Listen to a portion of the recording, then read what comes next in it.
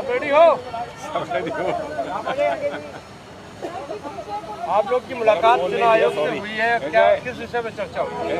ऐसा है लग रहा है कि हवा जो है नहीं अच्छा लग रहा है कि नहीं, वो इनसे कह रहा हूँ ना, वो आपसे अलग कहूँगा। मैं कह रहा हूँ कि लग रहा है कि हवा का रुख बदल रहा है। अब जहाँ भी जा रहे हैं वहाँ कुछ ना कुछ दिख रहा है। उम्मीद की किरण जो है वो चारों तरफ दिख रही है। आप लोग यहाँ पर आए हैं, आपका आभार प्रकट करते हैं। हम लोग सब साथी गए थे इलेक्शन कमीशन के सामने और हमने चार मुद्दे रखे हैं। चार जो मुद्दे रखे हैं उसमें से एक मुद्दा पहले का रखा हुआ है, लेकिन आज वो आंध्र प्रदेश के संबंध में था कि जो पहले से स्कीम्स और जो भी घोषणाएं होती हैं सरकार की ओर से, उस पर अक्सर प्रधानमंत्री का या केंद्र सरकार के मामलों में और प्रांत की सरकार में वहाँ के मुख्यमंत्री की तस्वीर होती है, उनकी फ़ोटो होती है। तो उस पर हमने इलेक्शन कमीशन को से निवेदन किया है कि वो पहले की स्कीम्स चलती हुई स्कीम्स तो चलती रह सकती हैं, लेकिन उनका प्रचार प्रसार करने में जो वहाँ का मुख्यमंत्री या वहाँ का जो मुख्य नेता होता है उसकी फ़ोटो लगाई जाती है, उसको आप तत्काल उतरवा दें। और उन्होंने हमें बहुत खुशी इस बात की है, हर्ष इस बात का है कि उन्होंने कहा कि ये आदेश दिए जा चुके हैं। हमने पहले से हर जगह ये कह दिया है कि जहाँ पर परिवर्तन करने की आवश्यकता है वो कर लें, संशोधन करने की आवश्यकता है एडवर्टीजमेंट में वो कर लें। और अगर हमारे संज्ञान में, उन्होंने कहा कि आपके संज्ञान में अगर कहीं पर ऐसा आता है कि अभी भी ऐसा हो रहा है तो उसको हमको सूचित करें, उस पर हम लोग तत्काल रोक लगाएंगे। उसी के साथ साथ हमने एक बात और स्पष्ट कर दी। हमने ये कहा है कि जो चलती हुई स्कीम्स हैं, जो वेलफेयर स्कीम्स हैं, लोगों के कल्याण की स्कीम्स हैं, उस पर कभी किसी की आपत्ति नहीं हो सकती है। कहीं ये ना कोई सोचे कि उन पर कोई रोक लगाने का कहीं दूर तक प्रश्न है। लेकिन हाँ, नई स्कीम्स लागू नहीं की जा सकती हैं और इलेक्शन कमीशन ने स्वयं ये कहा कि नई स्कीम्स वो तो नहीं लागू हो सकती हैं, लेकिन पुरानी स्कीम्स में भी नए बेनिफिशरीज़ को जोड़ने का अधिकार इलेक्शन के दौरान नहीं है, मॉडल कोड ऑफ कॉन्डक्ट के दौरान नहीं है। ये उन्होंने इस बात को स्पष्ट किया। एक विशेष बात जो तमिलनाडु से आई थी उस पर भी उन्होंने कहा कि हमने इस पर आदेश दिए हैं।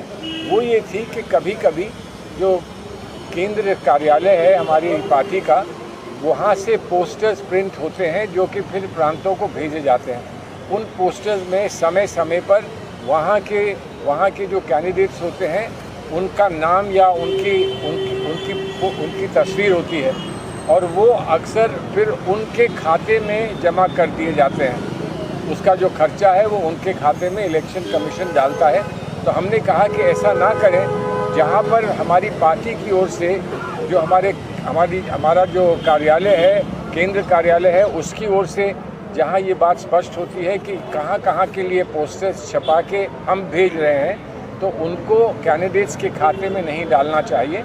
इस पर भी उन्होंने कहा कि हम तत्काल वहाँ के चीफ इलेक्शन ऑफिसर से कहेंगे कि आपके जिन नेताओं को आपत्ति है इस बात की, उनके साथ विस्तार से बैठें और उनको समझा दें और बता दें कि इस पर उनको आगे कोई कष्ट नहीं होगा और अगर कोई कष्ट की बात उठती है तो आप हमारे संज्ञान में उसको फिर से लाएं।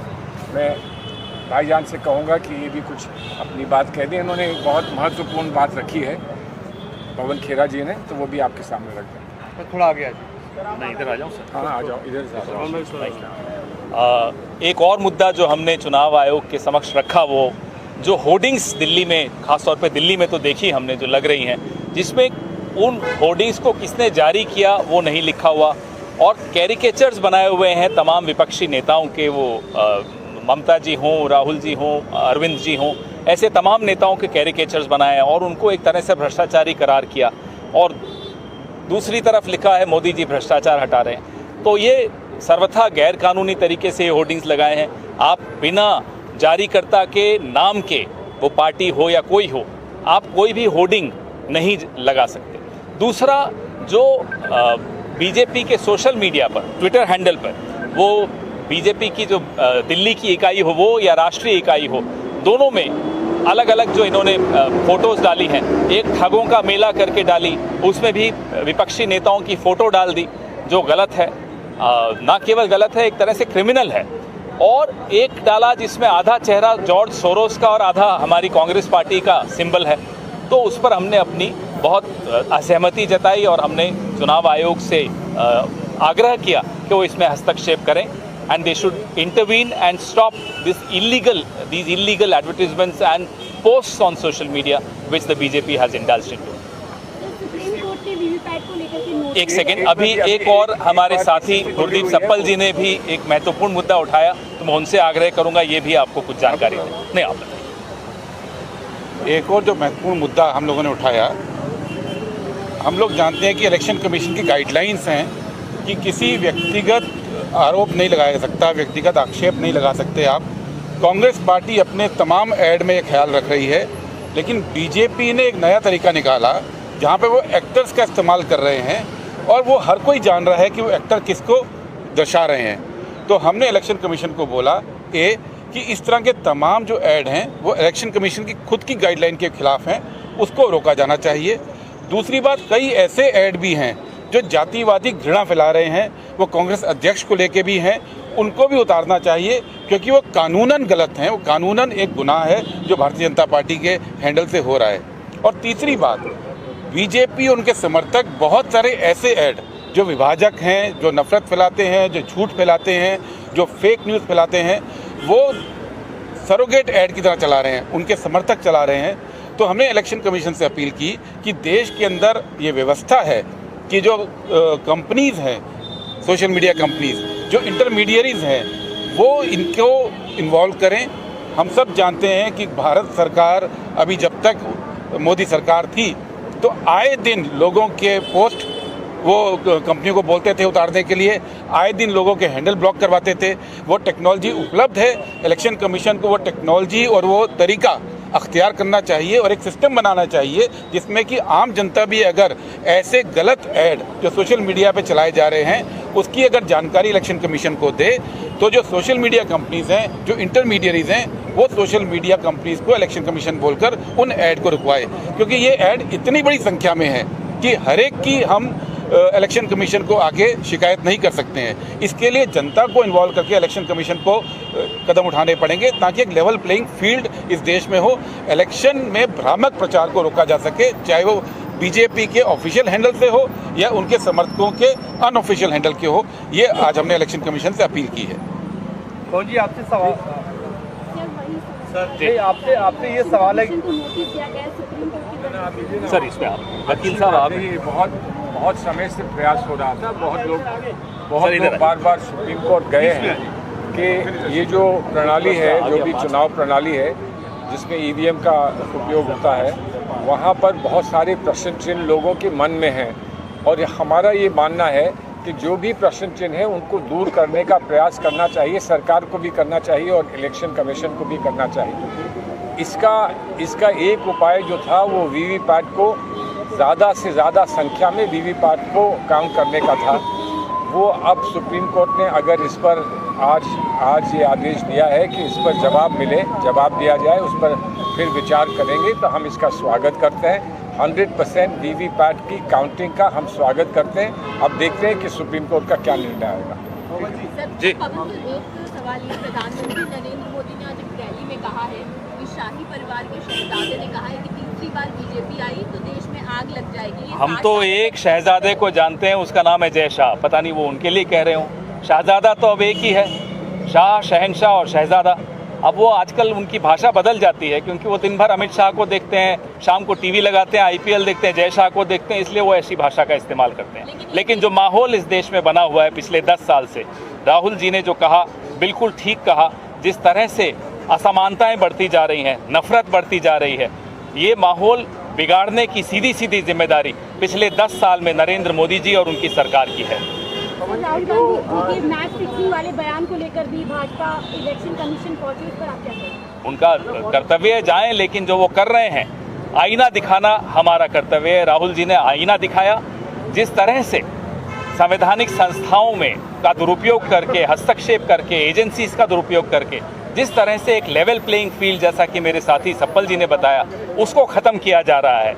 ये राहुल जी ने सिर्फ आईना दिखाया है कि ये मैच फिक्सिंग के अलावा और कुछ नहीं। पवन जी, जो कार्रवाई हो रही है ईडी सीबीआई, उसको लेकर अशोक लावत ने जो फॉर्मल कॉलम लिखा है और कहा है इलेक्शन कमीशन को ये देखना चाहिए कि क्या ये डेमोक्रेटिक के खिलाफ है या नहीं है, और क्या आप भी मानते हैं कि नया रूल बुक का समय? हमें पूरी उम्मीद है कि माननीय चुनाव आयोग संज्ञान लेगा। जिस तरह से एजेंसीज का दुरुपयोग हो रहा है, खास तौर पे चुनाव से पहले विपक्षी दलों को जिस तरह से प्रताड़ित किया जा रहा है एजेंसीज द्वारा, पूरी उम्मीद है कि चुनाव आयोग भी इसका संज्ञान लेगा। Salman sir, today Supreme Court has granted bail to Sanjay Singh. On this, BJP is saying that now opposition cannot question the agencies. They cannot say that the ED was not in favor of giving bail to Sanjay Singh. How do you say? Issue is not of what they are saying. Issue is that ED conceded that he may be given bail. Otherwise, the Supreme Court would have had to take a decision, and the Supreme Court would have taken a decision because it had been a fairly longish hearing. But if ED is now getting convinced that they haven't rightly arrested somebody or haven't really had somebody in custody for an appropriate reason, then it is one can only say कि देर आए दुरुस्त आए, because they are now beginning to understand what the truth is and what the reality is. देखिए, हिंदी में जी, supreme court ने bell अवश्य दिया है, लेकिन सुप्रीम कोर्ट ने बेल ईडी के कंसेशन के बाद दिया है। ईडी ने प्रयास नहीं किया कि सुप्रीम कोर्ट को कन्विंस करें कि वो बेल नहीं मिलना चाहिए। ईडी ने स्वीकार किया जब सुप्रीम कोर्ट ने कहा आपने उसको 6 महीने जेल में बंद रखा है, अब आपको क्या आवश्यकता है और उसको जेल में रखने की, उस व्यक्ति को, तो आप पूछ कर आइए कि आप चाहते हैं कि इसको पूरी तरह से हम सुने या इस पे आप कुछ कहने के लिए तैयार हैं। तो लंच के बाद उन्होंने आके कहा कि हमें कोई आपत्ति नहीं होगी अगर इनको बेल मिल जाए। तो ईडी ने कंसीड किया है, इसका मतलब कोई ना कोई बात ईडी को समझ में आई है कि वो जो कर रहे थे वो सही नहीं था, इसीलिए कंसीड किया होगा ना, नहीं तो कंसीड क्यों करते। लेकिन बेल मिली है, इसका हम स्वागत करते हैं। Thank you.